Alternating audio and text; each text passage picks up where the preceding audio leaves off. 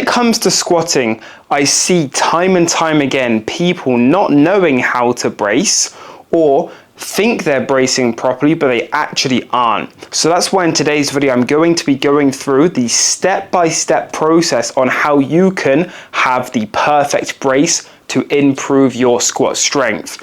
Now, we're just going to get straight into this. So the first step is actually just understanding what is bracing. So bracing is basically, just boiled down to it, creating intra-abdominal pressure. So stability and tension in your torso and your trunk area. Because if we think about it, if you're just doing a squat and you're not breathing, your spine and your torso is not going to be as rigid. You're going to have a lot more movement, a lot more freedom to move around.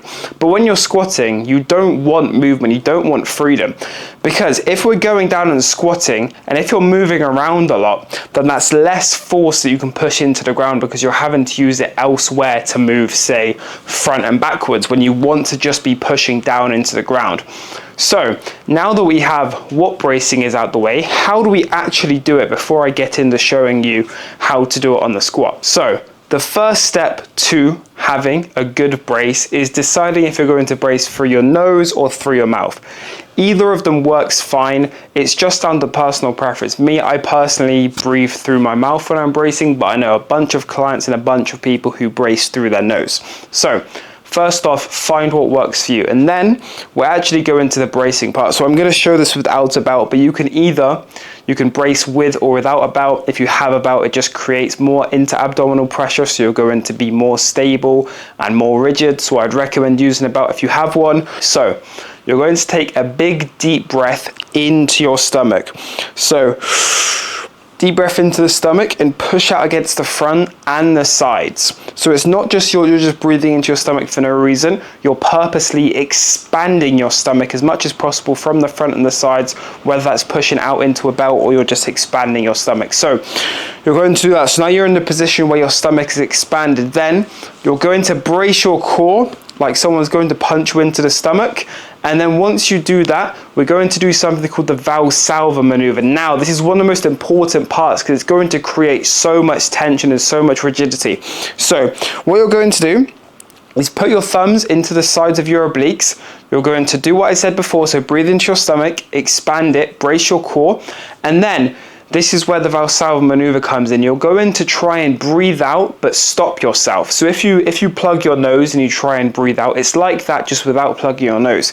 And when you do that, you should feel the sides of your obliques absolutely blow up, and you can feel all that tension and stiffness in there. But now I can feel that in my sides. So let's run through that again. First off, big deep breath into your stomach, expand it from the front and the sides, brace your core as if someone's going to punch you, and then use the Valsalva maneuver by trying to breathe out but stopping yourself. So now you have the brace down. How do you use this in a squat, and what else is there to it? So let me show you now. So let's set up for the squat. So I'm going to set up under the bar and set up in my position before I unrack. Now, this is where the first step is going to come in. So once you're here and in position, you're not just going to unrack the bar without bracing, because then you're going to have no tension. The bar is going to feel heavier than it should. So the first thing I'd want you to do is, this is going to happen later as well, but you're going to breathe all the air out your lungs. And the reason why you're going to do this is usually when people squat, their chest is up, their pelvis is tilted up, so anteriorly tilted, and you're in this sort of position here, your back is extended. This is a weak position to be in. You want your torso to be neutral and stacked. So what we're going to do is we're going to breathe all the air out of the chest to push the chest down. So,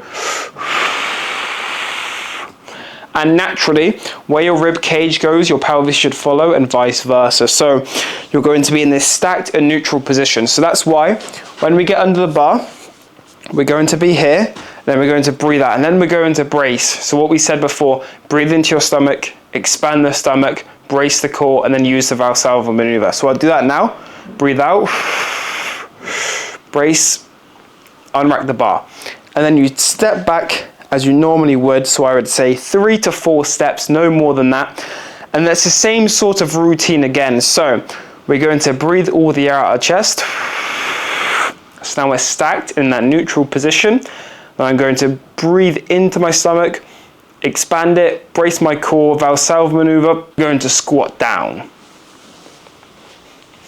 And one thing you need to make sure when you do this is you need to make sure you hold the brace the entire time when you're doing the squat and the entire walkout.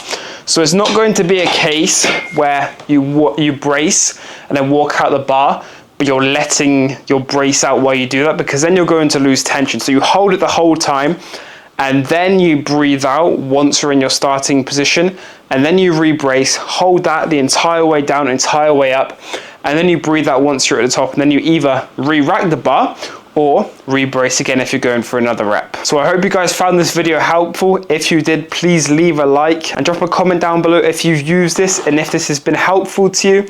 I hope you guys enjoyed this video, and I'll see you in the next one.